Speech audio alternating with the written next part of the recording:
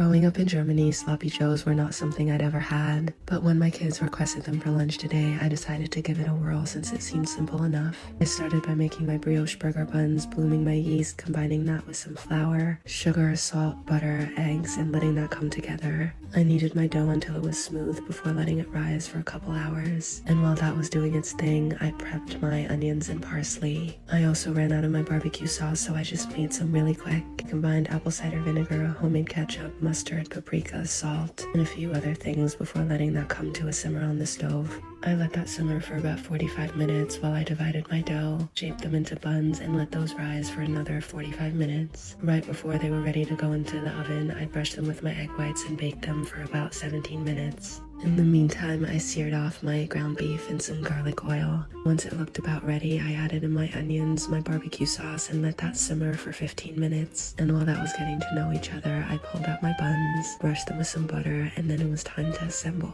And this was surprisingly good, and my kids absolutely loved it.